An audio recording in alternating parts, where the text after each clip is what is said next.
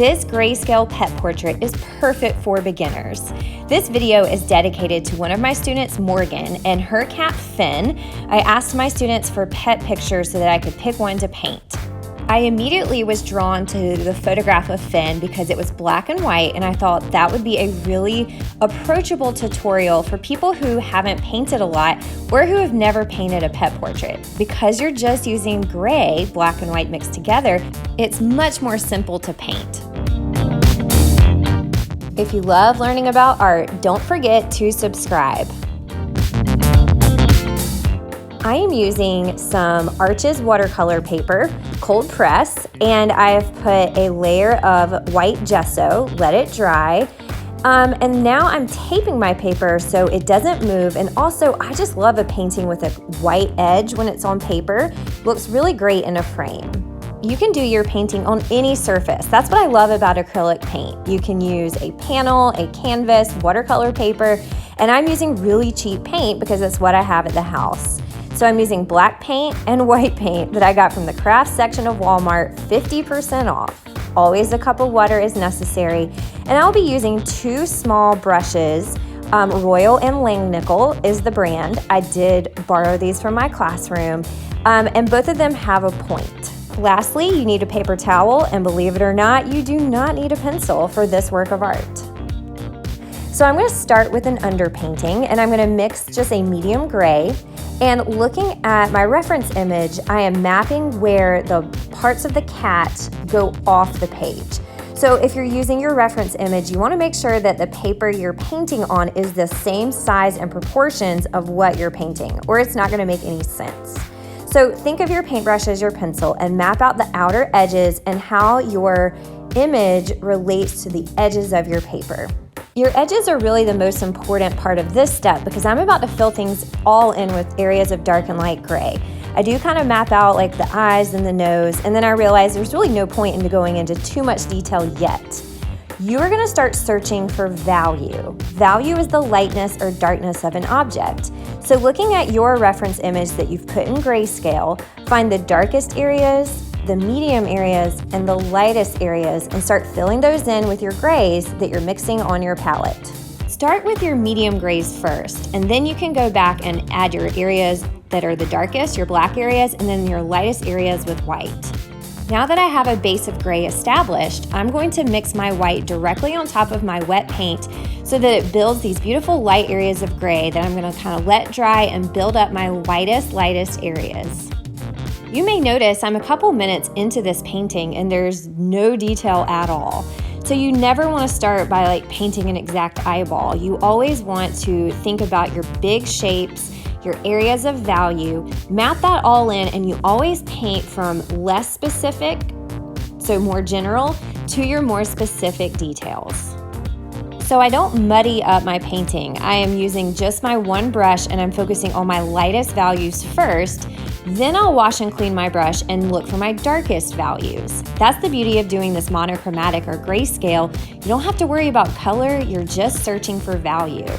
If you're doing a pet portrait and color is really important, like you have an orange cat, do the same technique using one color of your choice in black and white. It does take a little bit more skill, but it's definitely doable. Now I'm moving on to my darkest values, where most of them, as you can see, is in the cat's neck.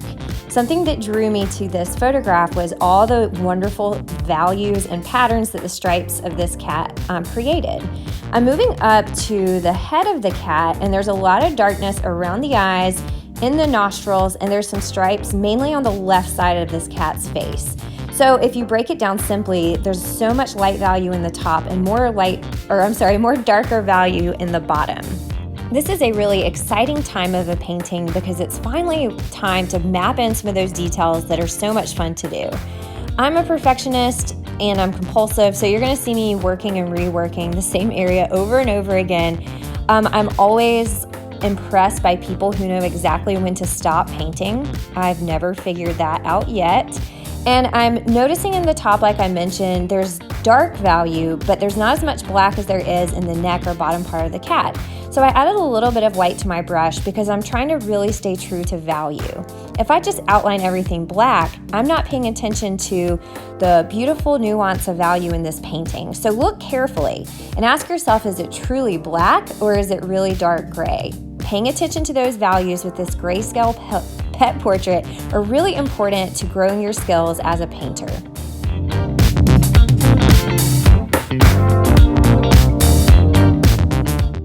Another reason pet portraits are so much fun is when you paint a portrait of a person, if you put their nose in the wrong spot or you make their eyes too big, they don't have, pets don't have a mental breakdown.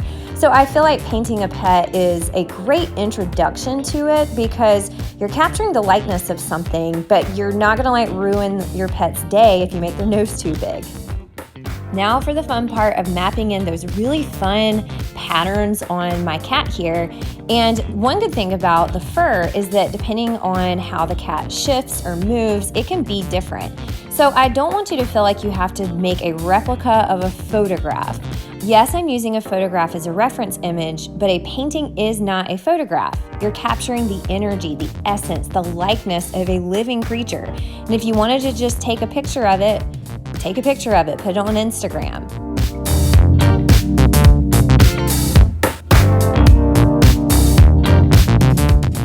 I'm mixing my grays as I go, trying to stick to one gray at a time. I like to add my whiskers using the wet paint that's already on my paper. I'm not gonna take a pencil and draw these precise little whiskers. You do want them pretty light. And I'm gonna go in and make my nose more like the photograph, which I struggle with the whole painting. It just looks like a mushroom right now. Don't worry, I'll fix it. And looking back, I can see that my eyes are too far down. They should be higher up on the head so it looks like the cat's looking up. I feel like with painting, you're always just trying to fix your first or your last mistake, but it's fun to embrace that. And as I've already preached, it's not a photograph. And so if it changes slightly, that's okay.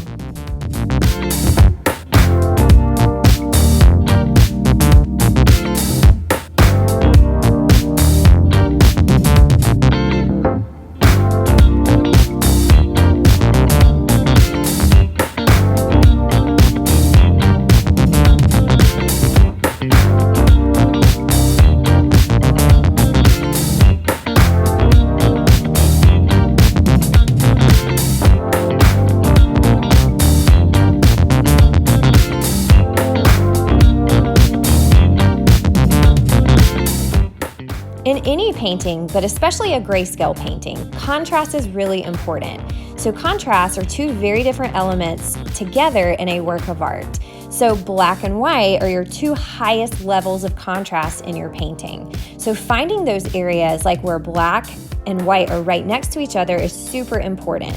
Keep in mind you're not outlining things. So you're not just going to outline the nose because it's the nose.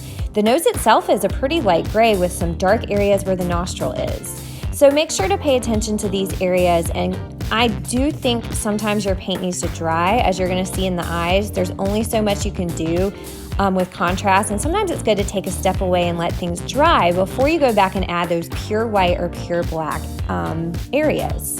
For now, I'm just going through and mapping out where the darkest shadows are next to the lightest areas to really crisp up and make this painting spring to life.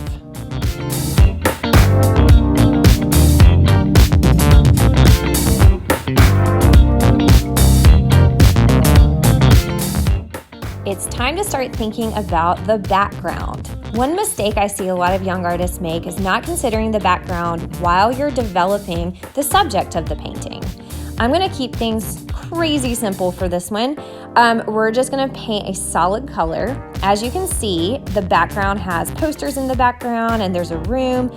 But for this, we want to emphasize the subject of our painting, which is the cat.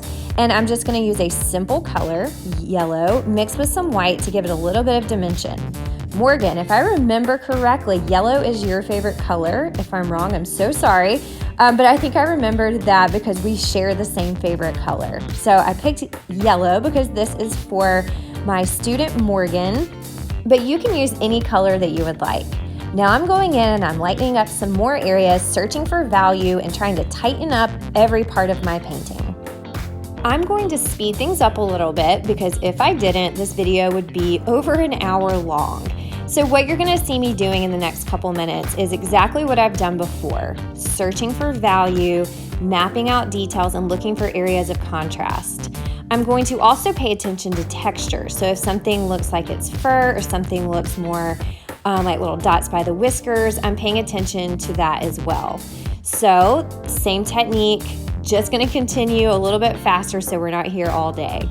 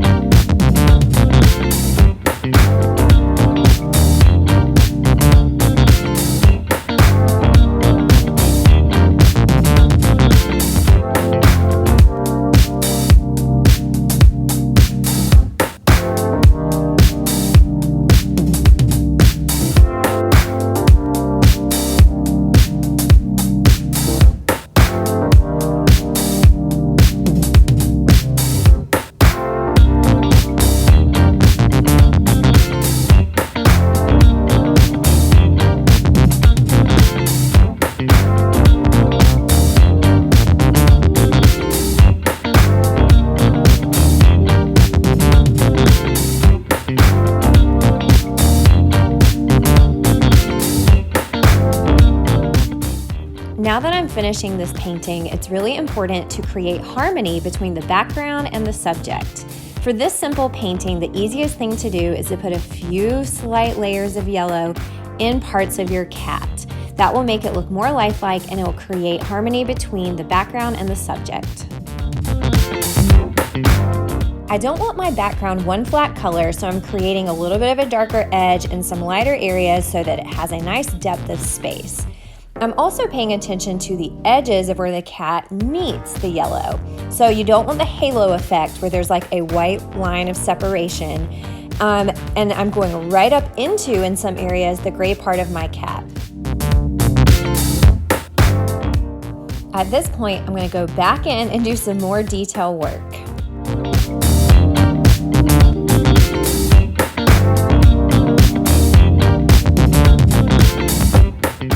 Once you're happy with your work, it's time to stop, let it dry, and put it in a place where you can look at it from far away so you can get those final touch-ups, those whitest whites and those blackest blacks. And you can see that the color changed a little bit and got a little bit lighter once it dried.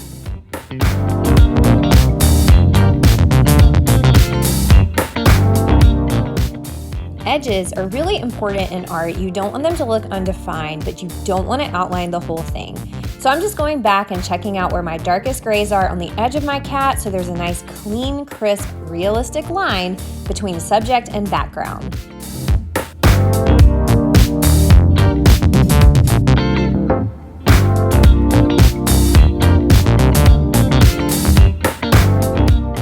I love painting pet portraits. It's something that I've done a lot, and I've had so much fun painting this one, and I'm really happy with the result. Even if the cat is not looking upward the way my photo was, or if my eye placement's a little low, overall I'm really happy with the final result. Last step is removing the tape when your edges are completely dry, and you can see on my right ear it did spill over a little bit, but I'm not worried about it. Thanks for sticking around, and that's a grayscale pet portrait that you can try at home.